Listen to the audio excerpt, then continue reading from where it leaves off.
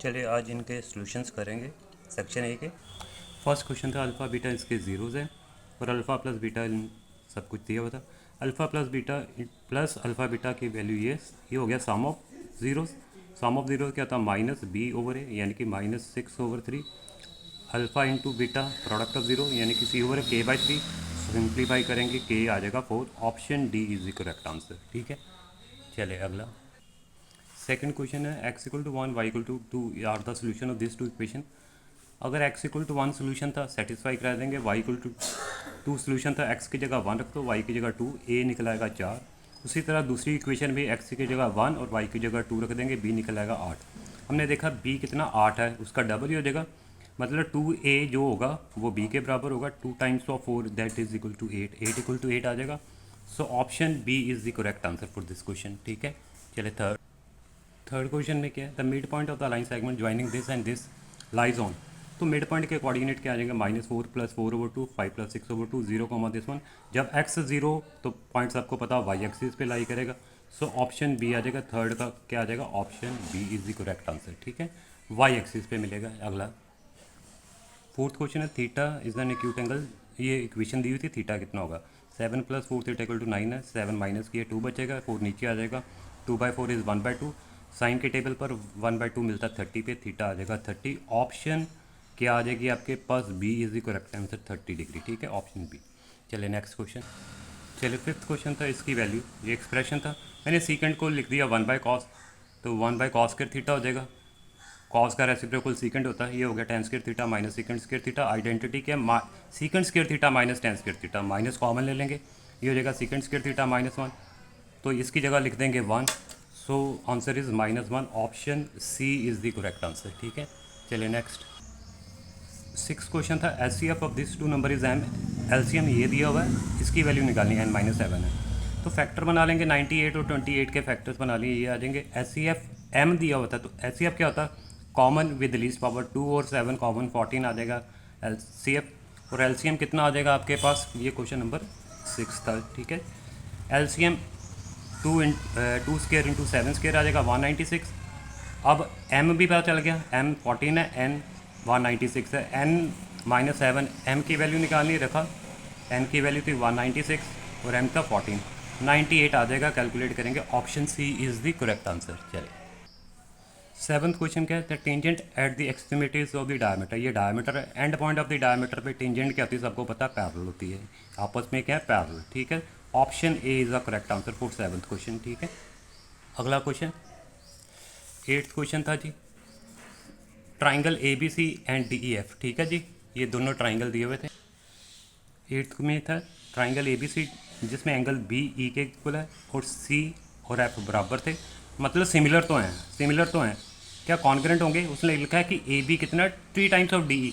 भैया कॉन्ग्रेंट तभी होंगे, सेम साइज होना चाहिए, ए बी तो उसका ट्रिपल है, मतलब कॉन्ग्रेंट नहीं हो सकते, कॉन्ग्रेंट नहीं हो सकते।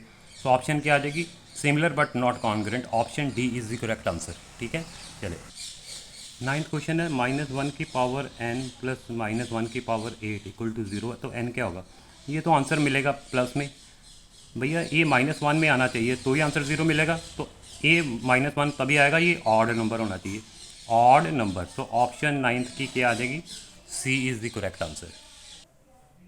अगला क्वेश्चन है टेंथ।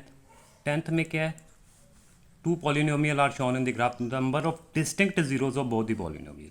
भैया इसके ये 2 ज़ीरो थे, इसके भी वही 2 सेम है, तो 2 डिस्टिंक्ट ज़ीरो कितने होंगे, 2 ही होंगे। ठीक है, 2 distinct zero of this two polynomial, because अगर ये -3 है, ये अगर 2 है, उसके भी -3 2, इसके भी माइनस, तो 2 distinct zeros are, option C is the correct answer. ठीक है, चलिए अगला। If the sum of the first m terms of A P is this one, तो सेकंड टर्म क्या होगी, भैया m की जगह 1 रख दो, पहले S1 आ जाएगा, वो A1 के बराबर ही होता है, सबको पता। एंड m की जगह 2 रखा, अब वो आ जाएगा 14।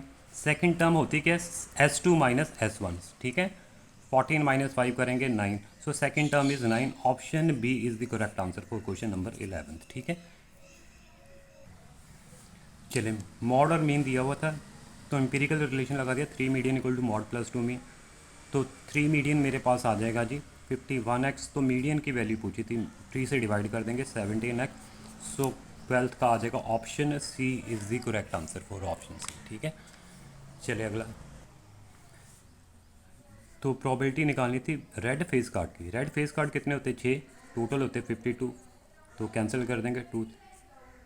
ठीक है, सो ऑप्शन क्या आ जाएगी? 3/26। Option D is the correct answer. Option D है जी। ठीक है, option D is the correct answer. Which of the following is a rational number between √3 and √5? √3 की वैल्यू ये होती है, √5 की वैल्यू ये है, तो इनके बीच में नंबर देखना 1.7 से बड़ा और 2.23 से छोटा।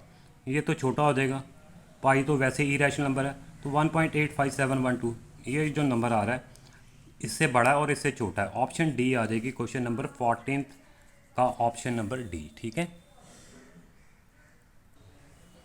15 sector of a circle of, ठीक है, एरिया ऑफ सेक्टर दिया हुआ आपको 40 पाई और सेंट्रल एंगल 72 है। एरिया ऑफ सेक्टर का फॉर्मूला θ/360 × πr², वो 40 पाई दिया हुआ था, पाई से पाई कैंसिल, थीटा की वैल्यू 72 रख देंगे और r² आ जाएगा 200, 200 का मतलब 100 × 2 स्क्वायर रूट ले लेंगे, 10√2 आ जाएगा। Option D is the correct answer for this question. ठीक है, ऑप्शन डी। ठीक है, चलिए नेक्स्ट।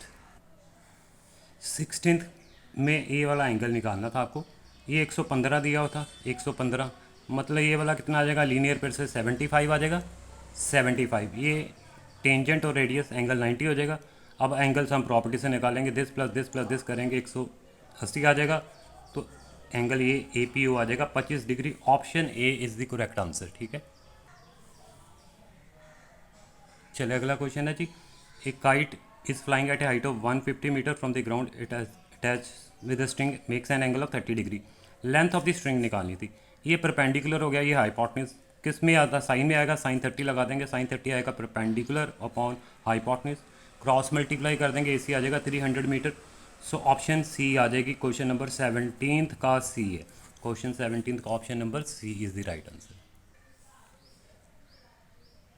अगला question, a piece of wire 20 centimetre long bend in the form of, ठीक है, ऑफ रेडियस कितना है? पीस ऑफ वायर, उसकी लेंथ ऑफ आर्क दी हुई थी 20 और रेडियस था जी 60/पाई। सेंटर में एंगल कितना होगा?